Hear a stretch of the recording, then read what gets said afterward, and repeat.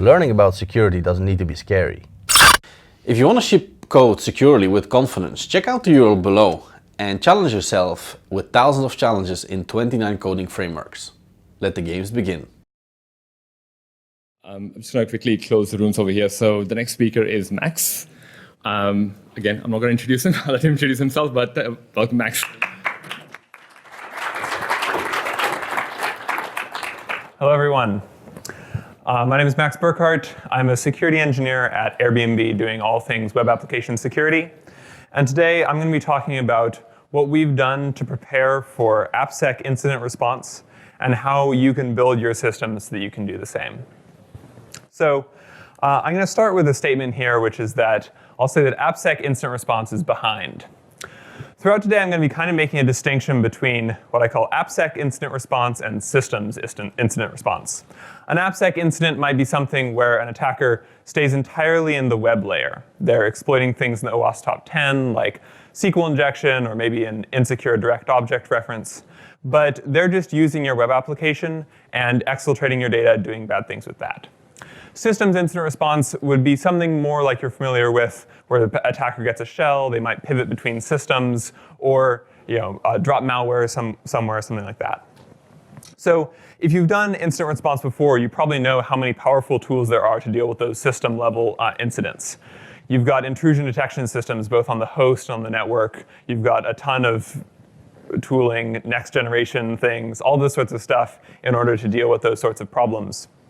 But I've found that when you are handed an incident that is entirely at the web app, a lot of times those tools stop being so relevant, and you kind of don't have the visibility that you used to.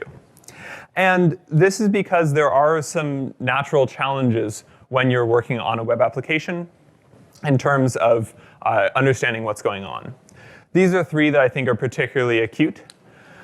First off, there's some information that's missing. So your sort of standard logging about user shell histories, DNS requests that are being made, the output that comes out of Nginx by default. They won't really tell you what's going on inside your app and let you build up an understanding of how an attack went on. There's so much noise. Who here has run a web server on the public internet? A lot of people. How many of you see SQL map logs every day? Yeah, so if you're just trying to detect things that look malicious incoming to your web server, you're going to have thousands to millions of alerts constantly, and it's not going to be something that you can reasonably work with. And finally, web applications are so diverse.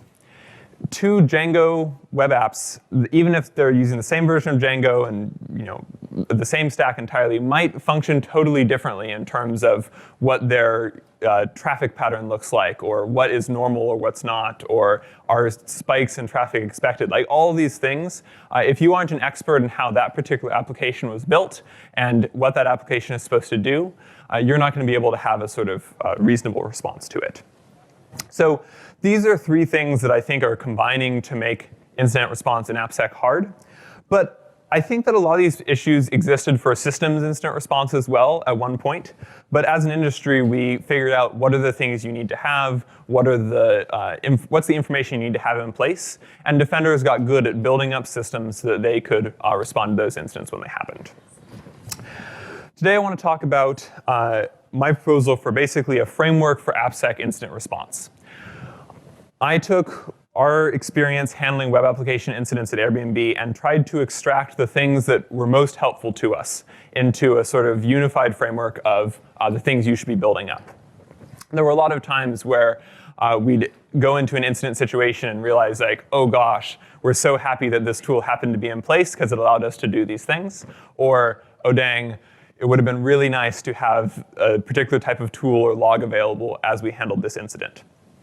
So my goal with this is to kind of go through what was helpful for us and give you actionable plans about what you should be building or what you should be putting in place so that when an incident happens, you're ready to deal with it. I'm going to go through these and then also talk about a particular AppSec incident that happened at Airbnb and how these sorts of things in place really helped us respond to that. So jumping right in, the first one is tracking the right metrics. So the problem we're going to solve here first is making sure that the logs and the information that you have available to you as a responder has the right information and context in it for you to understand what's going on. So I think a good way to phrase this is trying to think about the questions that you're going to want to ask to establish context during an incident. These are three that I think are kind of the most important for us.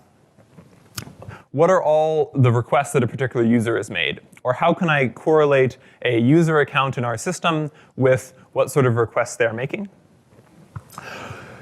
Doing tracking by device, so like what are all the requests that Bob's iPhone has made? This can also help you establish some interesting context about what's going on. And I'll go into examples of these soon. And how many requests look like they might be attacks? So can we use some of that technology we have to detect malicious traffic and use that to kind of enrich our understanding of what's going on? So two of these are sort of about tracking users and devices. So traditionally, I would say the AppSec and the ad tech industries have not really gotten along. We have this whole privacy thing we fight about.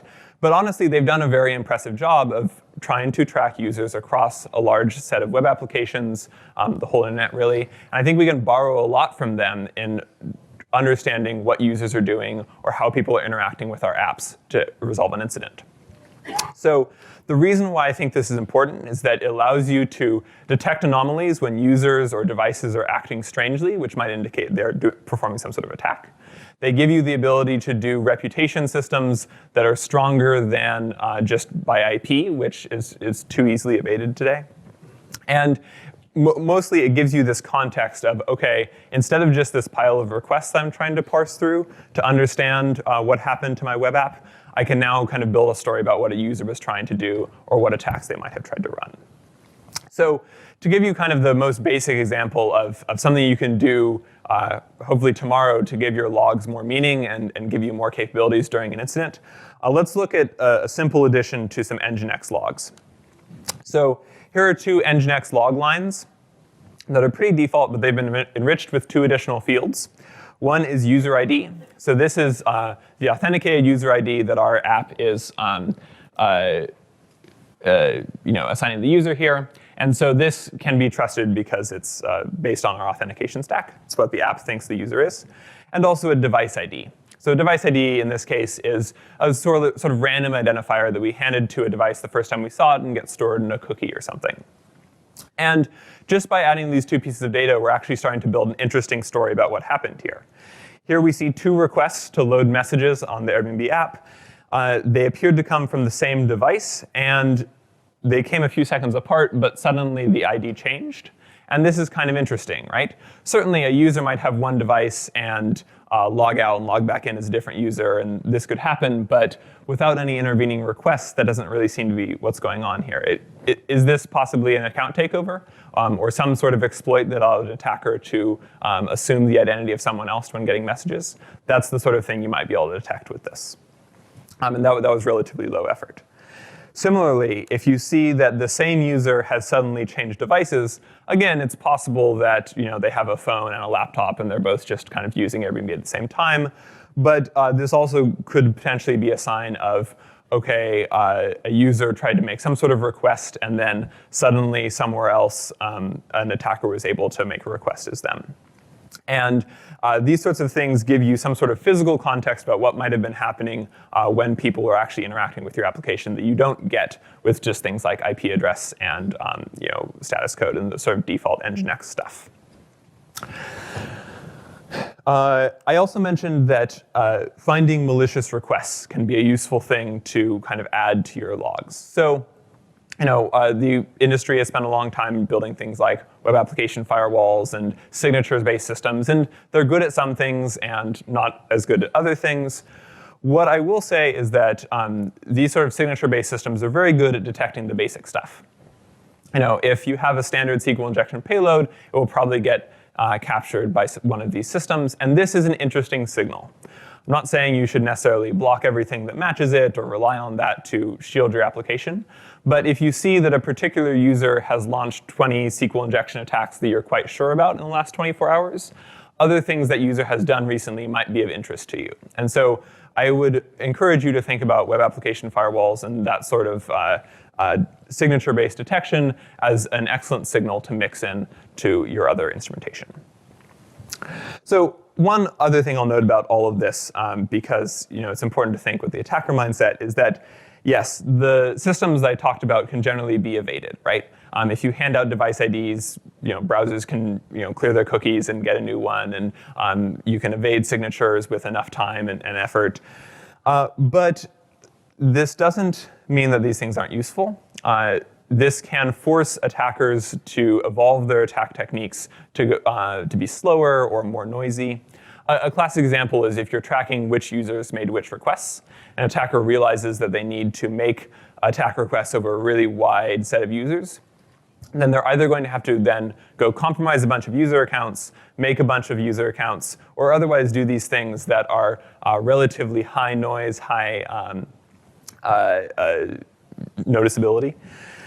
And that can make an attack a lot harder. Another thing I'll note is that if an attacker doesn't necessarily know what sort of metrics you are collecting, it may be very hard for them to tune their attack to avoid those sorts of detections.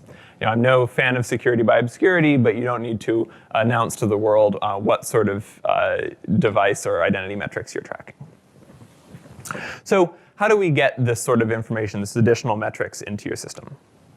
Well, I'm not going to be prescriptive throughout any of this talk about what tools you should use, but in general, the goal is you want wide visibility and aggregation of stuff across your whole environment into a single queryable source. I think that custom Nginx and Apache logs, Nginx and Apache both support custom logging out of the box, and throwing the ELK stack at it is a reasonable way to start here. It's an open source system that can quickly aggregate a lot of logs and allow you to run queries on it. There are a million log aggregation products out there. You may pay for some of them as well, and those could be good options. But as long as you can bring in a lot of logs from a diverse set of places and put them in a place that you can query, you'll be moving along the right direction. In our case, we had to scale that a little bit more. So we take objects, serialize them with thrift for nice types, and then emit them via Kafka to eventually be stored in HDFS. So a little bit more complicated as the pipeline goes, but we get the ability to be able to use Presto to query stuff, and I'll show you how that's helpful for us later. Overall, you don't have to do a ton of engineering here. It kind of depends on your scale. But think about what can you do to efficiently query all this data, and how can you get these sorts of identity and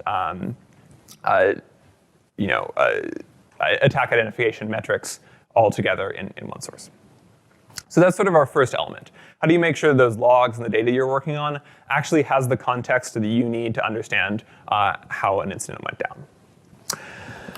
Next up is efficient queries. So here we're going to try and solve this scale and noise problem that I mentioned earlier.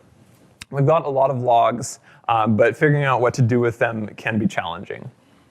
So what I'm going to propose is that there is some very basic data science you can do as a security engineer or an ops person and not as a statistician to effectively make it so that you can use these in an incident. So there's some basic anomaly detection that you can do that uses high school math and allows you to understand quickly what are the sort of interesting events I need to look at. I'm not going to say that machine learning or AI or fancy anomaly detection techniques aren't useful, but I will say that I don't think that they're required in order to start extracting value from all this data you're collecting. Again, I mentioned we have things on HDFS, and so we use this open source project called Apache Airflow, which is basically like a very fancy cron to periodically look at all of the data that we've collected, extract interesting data about it, and put it into much smaller, more queryable tables, so that during an incident, our analysts can look up something very quickly and determine, without having to look through reams and terabytes of request data, what sort of things they might need to find out. So I'll give an example of one of the condenser jobs that we kind of use here. So we realize that there's a particular pattern that's pretty easy to see that actually shows up in a lot of attacks. And that is some user or some IP or some sort of identity starts hitting a particular endpoint way more than is usual for that endpoint. And this pattern shows up in some of the very serious bug classes that we have to deal with. So SQL injections that only pull out one row at a time or require some sort of timing attack, or insecure direct object references. Generally, they retrieve one object at a time. And so if an attacker is trying to pull a lot of data, they're going to need to be hitting that insecure API hundreds, thousands, maybe hundreds of thousands of times, depending on what they're trying to go after.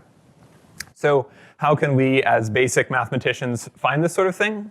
Well, all we have to do is we take this big pile of request data that we have that's been enriched with some data like user ID. We'll split it by the method, the path, and the user ID. And we'll run some basic statistics like mean and standard deviation over how often a user tends to hit a particular API. And that gives us these sort of baselines for a chunk of time. And then we can run a second query saying, OK, which users went 2 standard deviations above the mean for a particular endpoint? Or which users exceeded this low traffic endpoint by over 100 requests or something like that? And so we can very quickly pull out, with the minimum of fancy math, what are the anomalies that might be useful to look into. That's a very basic example. And so it is quite good for things like forensic investigations, where if you already know that there's a particular endpoint that had a problem, and you want to see if there are anomalies attached to it. When we run this sort of basic thing in our infrastructure, it often comes out with like more than 1 million anomalies a day. And so what this means is that this is good for forensics. It is not necessarily useful for proactive detection. But as you improve these technologies and you start analyzing your data to find things that are of security interest, you might actually be able to start transitioning this infrastructure to tell you like, oh, hey, there's a ton of weird traffic to this endpoint. This could be a new vulnerability that you should look into. So as you scale and tune the system, you can go from something that's purely useful after an incident to one that can actually inform you about vulnerabilities and start incident investigations itself. So you've collected a lot of data. You now have some systems to kind of refine it, because data by itself is often not really usable during an incident process. Next up is a general adage, which is have the right tools for the job. A lot of AppSec tooling focuses on preventing vulnerabilities at coding time or identifying them when you're pen testing or trying to find issues. What about when an incident has already happened? I think there's kind of a lack of tools there. And so here are some things that we found to be crucial as we go through our incident processes and that we can't really live without. Again, this isn't about specific products. This is about kind of categories of things that you should have around. So in terms of metrics, we've done a lot of work to collect things, and we have also processed them so that they're easily queryable. But you have to think about, OK, once that data is available, how are we going to actually deal with it at incident time? So we use this combo of tools. It's basically Jupyter notebooks for kind of deep dives into the data that we're accessing. It's nice because it integrates well with data warehousing and lets people muck about with Python. Superset, another open source tool for visualization, because since we're dealing with large quantities of data here, a lot of times visualization is pretty key in getting a good idea of what's going on. And then Kibana is useful for searching logs. So the thing I'll talk about specifically here is that you actually need to think about the user experience of your tools here as a lot more than you might expect. A lot of times when you're thinking about the user on the other side of these, it's a security engineer who just got paged at 3 a.m. because there's some sort of incident, and they suddenly need to go look at all this data to determine what's going on. So you actually need to spend a lot of time thinking about, is the data being presented in an efficient way? Are we eliminating confusion or false positives or false understanding as much as possible?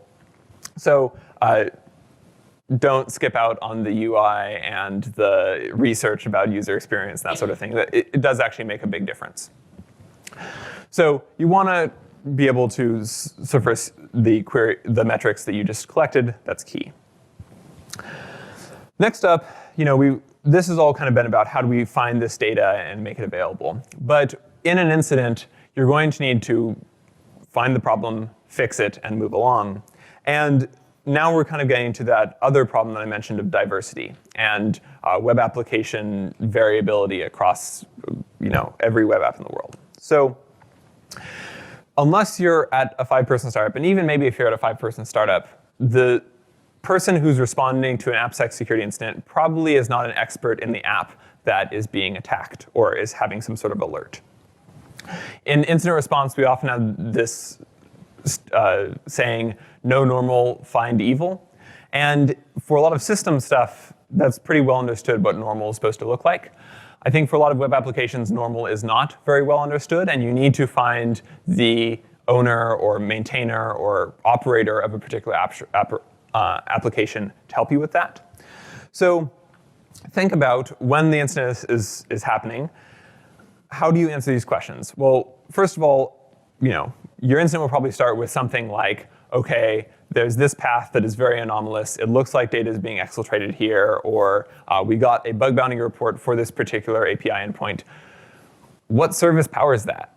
In modern service-oriented architectures, sometimes you might have hundreds of thousands of services all handling different things. How do you actually find out what's responsible? And then once you do, who's on call for that thing, if there is anyone? Who can you find who is able to help with these incidents?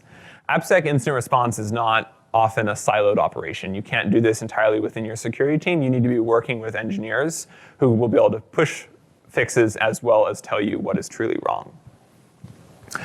So another thing that can be really useful here is plugging into kind of other incident response mechanisms that your company or team may have to understand things like, OK, well, if this particular part of the app goes down, this is who we page. You can use a similar system. So as that incident process is going along and you've found anomalies and you've found the team to try and fix them, what are you doing to kind of stop the bleeding and move along in the short term? Well, we found that waiting for the dev team to build a fix, test it, build it, and push it is often too long. And I say too long, and Airbnb has a pretty fast development cycle already. We could push fixes in 30 minutes to 2 hours, depending on the complexity. And even that can be too long in some cases. So we thought, how can we figure out how to prevent exploitation of bugs as soon as we understand fully what's going on?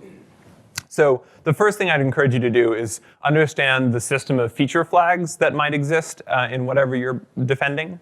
So feature flags are this kind of a common development mechanism where you build a feature, you want to release it, but you want to test it out and roll it out slowly. So you roll it out to some percentage of users and then kind of scale it up, and then you can turn it on or off at runtime. And this is a common and convenient engineering feature that can be really effectively used for incident response as well. If there are feature flags that control the thing that's buggy or has missing access control or something, and you can just flip that feature flag off, you might be able to eliminate the exploitability of the vulnerability and keep the app up and respond within minutes. So talk to your engineers and understand how that system works on the app you are interacting with and how you might be able to find the feature flags to deal with them. But that's not always going to work. There isn't a feature flag for everything out there. Sometimes you find bugs in sort of core parts that don't have these. And so we realized that we also wanted the ability to selectively block stuff by request type. And so in particular, based on the HTTP verb or the request path, we wanted to say, like, OK, we're cutting off access to this part of the application.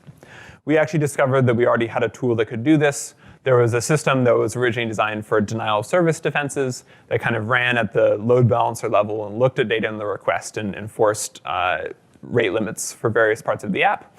And so we realized actually you could use this system to configure a rate limit of 0 for a particular path and very efficiently and extremely quickly cut off access to something.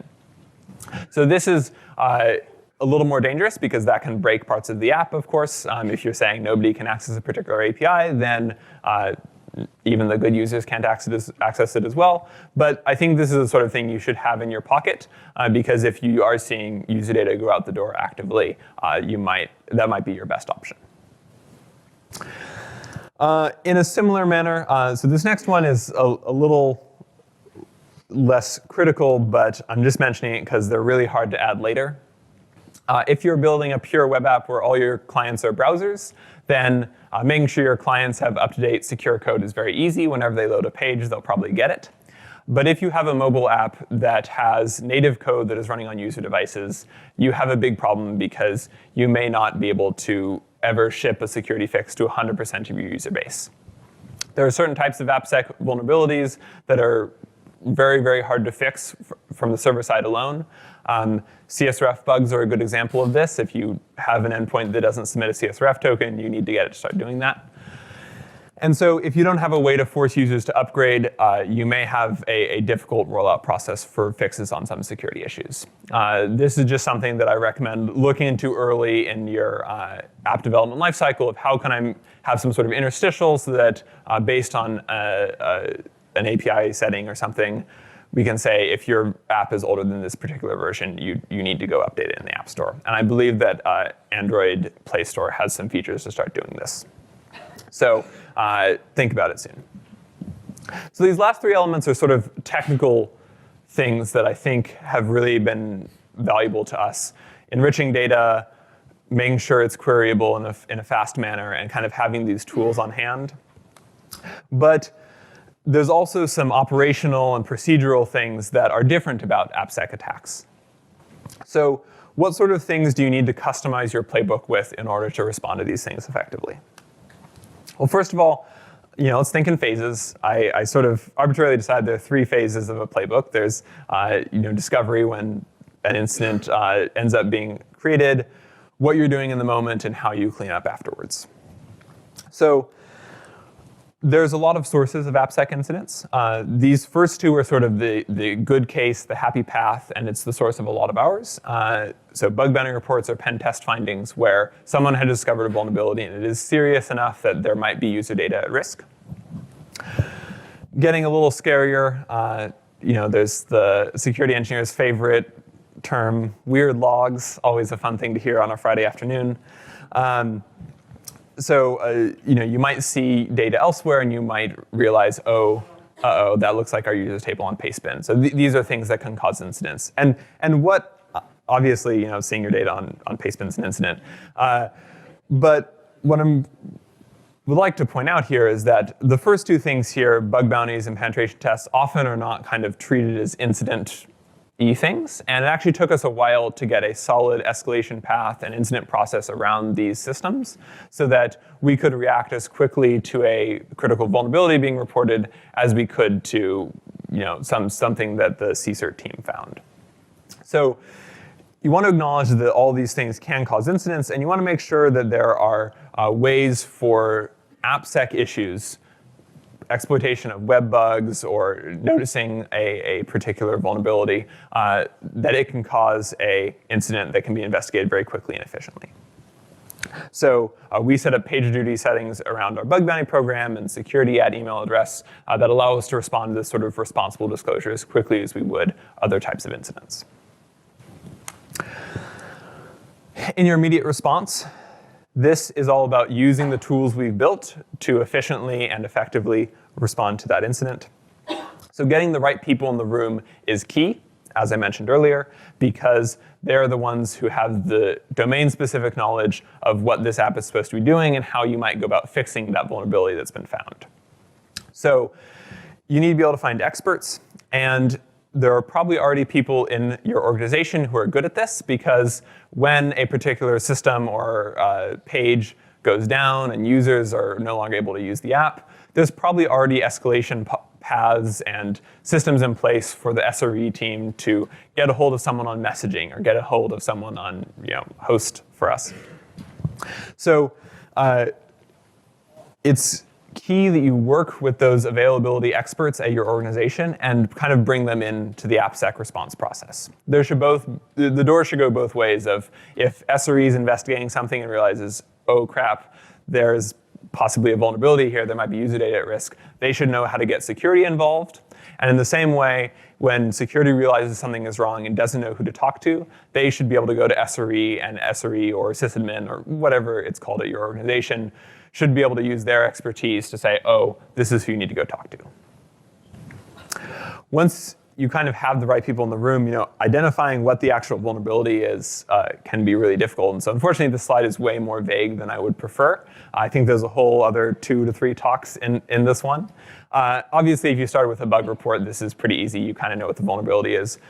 But in those other cases where you're seeing weird logs or data on Pastebin or something, you may have a much harder time figuring out what the core issue is that you need to fix. So here, anomaly tracking can really come in handy. If you have good data that you started with, you might be able to quickly search through that to understand what's going on. If you saw credit card data get leaked, look at your credit card endpoints. Has there been unusual activity there recently? Talking to your experts, of course. A big theme today has been about DevSecOps and keeping the lines of communication open and easy between security and devs. And those devs might know, like, oh yeah, we just rolled out that new feature in the credit card processor recently, or I've always been concerned about that one, sketchy controller. What is it doing? They probably know more than you do about what could go wrong.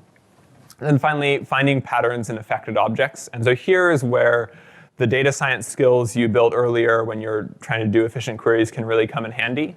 If you find a bunch of users that had their password hashes compromised, a good question is there anything that's similar between these users? Can we figure out how these got leaked based on some sort of association between them? And that often turns into a data science problem. How can we effectively look through the data our company has and see if maybe all these users logged in with Facebook? Maybe they all were in an experiment that we launched in the last 2 months.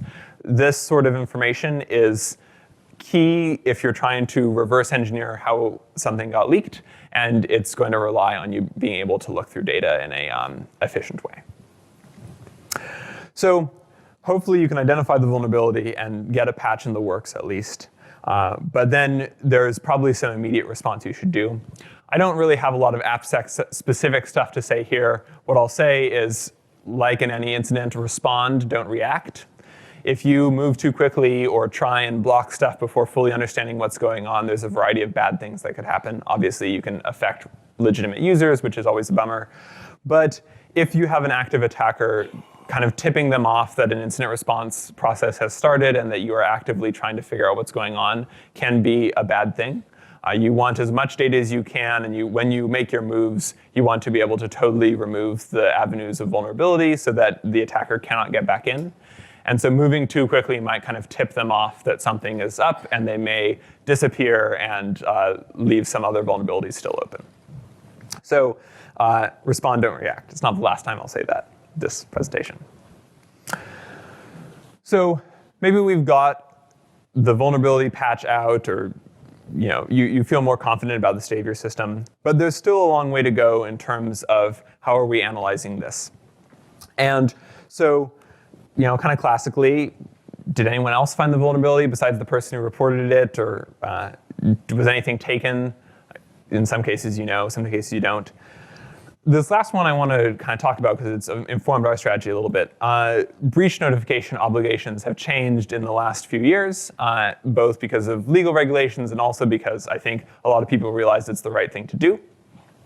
So our friend, the GDPR, says that basically you have 72 hours in between confirming that something was taken and notifying your data regulator that things were taken, unless the breach is unlikely to result in a risk to the rights and freedoms of natural persons. So great, you just spent 24 hours finding a bug, fixing it, getting a patch out, and now you have to think like, are we risking the rights and freedoms of natural persons?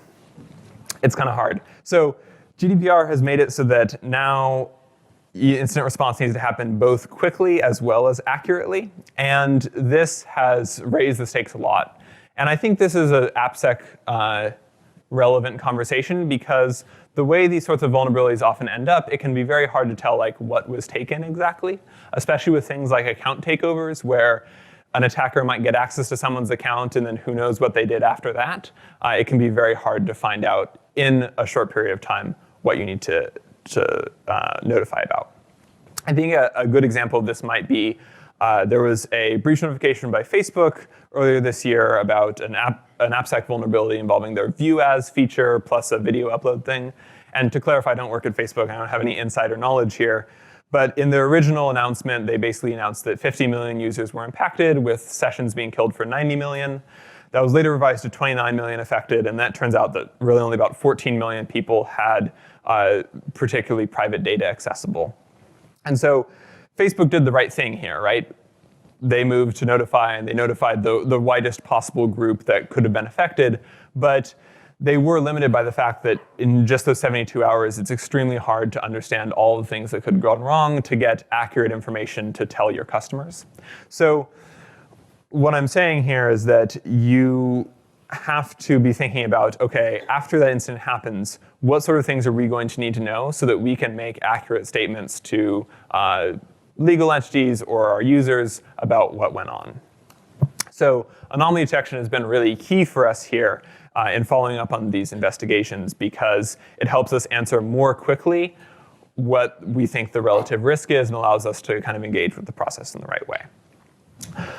Another thing, of course, is that collecting logs from all over your infrastructure can be a huge time sink, and you probably don't have time to do it after the incident happens. So try to think about that beforehand.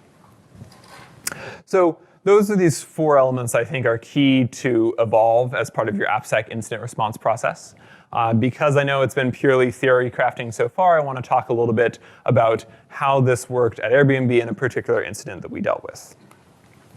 So this is a simulation of my phone one afternoon when we had to deal with a particularly bad vulnerability that came in through our bug bounty. So Airbnb has a public paid bug bounty program that's been very good for us. It has produced a lot of good bugs over time. And this is the story of one of them. Thank you to routing 0x01 and HackerOne for this find. So just to give you some very brief context about what this was, Airbnb has this feature called the trip planner, where basically when you have a booking, you can see where you're staying, and if you have experiences booked, you can see them on the map and kind of get a visual representation of your trip. And we've also got this feature called freeform entries, where you can add basically an arbitrary event with some title and a date and a location, and then it'll remind you in an itinerary and stuff. So it's pretty basic. If you look at it on the wire, it's RESTful. You make a get to an API path, and then suggest which freeform entry you want to look at. And so if we put on our AppSec attacker hats here, you have to wonder, what happens when instead of 206.942, we ask for 206.943, or 206.4.943. Gotta love those integer IDs. And it turns out that what comes back is some user data about the people who are invited to this event. And it includes the email address and the full name, which are both private pieces of information that we care a lot about. So this is an insecure direct object reference vulnerability, and somehow this was shipped without a proper authorization check. How that happened is sort of out of the scope of this talk. I think there's been a lot of other good talks today about kind of trying to prevent this thing from happening in the first place, but this hour is about, OK, it happened. What do we do about it? So we have PagerDuty connected to HackerOne via an Airflow job. So basically, there's a little Python script that every few minutes checks HackerOne. If there is a confirmed critical issue, it will page us. So basically, as soon as there is a vulnerability that we know is there, we'll have a security engineer at Airbnb looking at it within a few minutes. Because we see this sort of potential issue as big as, OK, we know the data was taken. So that's how I got paged. The next one, I can't stress enough. Always verify your vulns before you go into the full process here. There is nothing you can do to remove trust, like waking up 3 engineering teams at 2 a.m. and then realizing, oh, actually, doesn't actually work. Sorry, I was testing for my admin account, et cetera, et cetera. Fortunately, this one was pretty easily reproducible with just a few GET requests. Sometimes it's more complicated, but I think this is another part of respond, don't react. If you don't take those 10 minutes to really understand what the vulnerability is going on, you're going to be launching into incident response with sort of a skewed view of the situation, which could end up causing more harm than good. So this was verified. We knew it was a problem. We had to find the team, because this wasn't something I was going to be able to patch immediately. I'm not familiar with this code base. I barely even knew which service this was in. So we kind of had 2 routes available, fortunately. We could identify, based on the request path, what service was powering it, page the on-call for that service. Though in this case, because it was pretty clear what part of the application functionality this was related to, we chose to escalate through our normal availability incident process. So Airbnb has these folks called incident managers, and we let them know, hey, there's an issue here. Could you please find the relevant team? And they're sort of experts in paging people.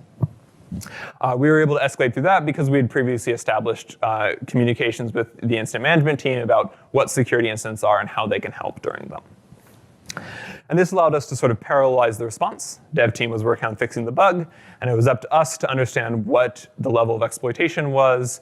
Has stuff been taken? Is this a case where users' data has been put at risk? So because of the sort of data collection and anomaly detection we'd set up earlier, we could run a query like this one. We know what endpoint might be at risk here. So have there been any anomalies since that endpoint shipped? And this can be also looked at visually. We were trying to think about how to make this easy via superset dashboard. So this isn't about superset, but basically superset can run Presto queries and show you data in a nice UI. And so we could plug that in there and see that for this particular time slice in this screenshot example, there were no anomalies found.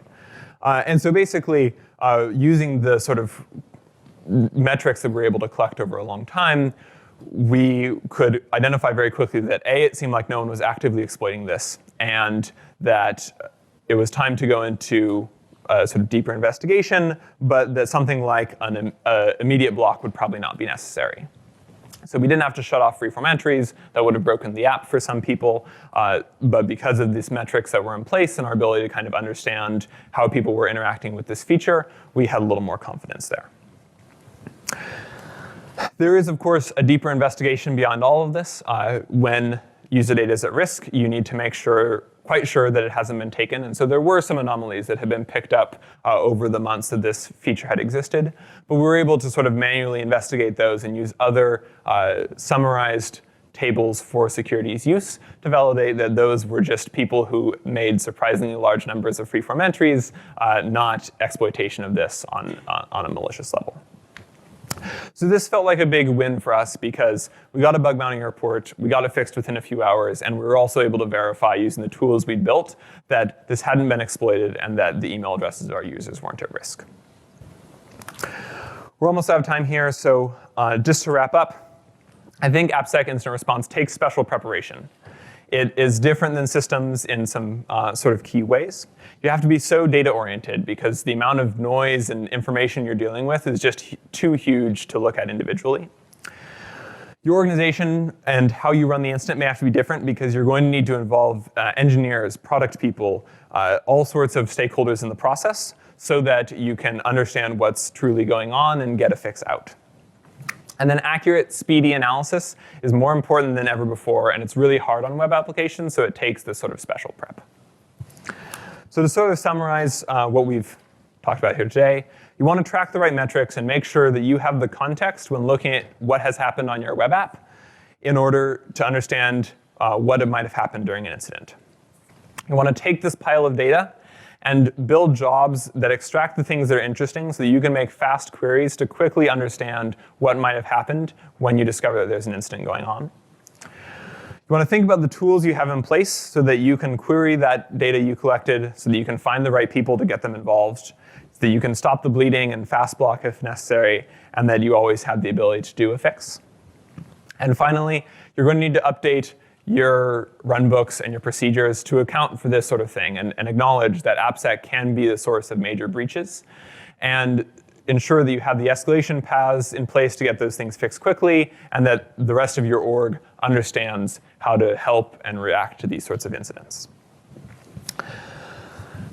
I hope that this can be a sort of maybe a kickoff or a next step in sort of a wider industry conversation about how we can be good at handling these incidents. I think ideally, when you have an incident response team, they would be as capable of responding to stuff at the web app layer as they are at systems. And so I'm hoping we can find more and more people to contribute to this thought and share what is useful at your organizations or in your places. Again, diversity is huge across this space. And so what's worked for us may not be the same for everyone else. So I'd love to hear more about what you all have been doing to deal with these incidents. That's about all I have today. If you want to stay connected or have more things for the conversation, I'm MaxB on Twitter. You can email me here, and also check out our engineering blog if you want to see more stuff that we're working on. Thank you very much.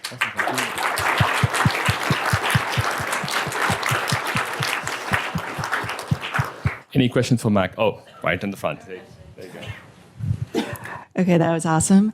And I want to applaud you for sharing a real example because that takes bravery.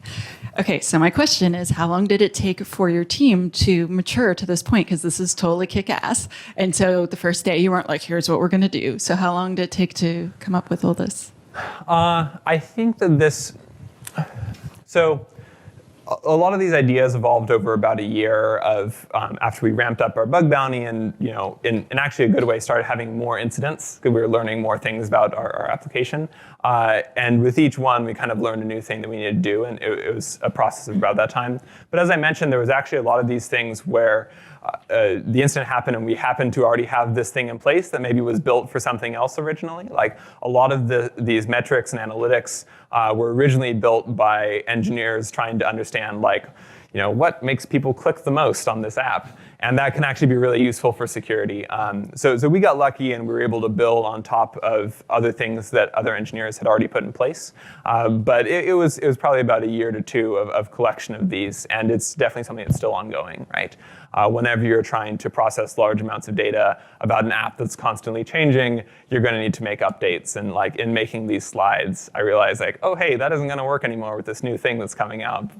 Better make a note to go work on something to fix that. So it's just a process. Thank you. Any other questions? Oh, right at the back. All right. Oh, no. Can you hear? Yes, I can hear you. What are your thoughts about distributed tracing in a distributed environment in the context of any service clubs and AppSec? It's really awesome. The question for anyone on the recording is, what are my thoughts on distributed tracing and its implications for AppSec incident response?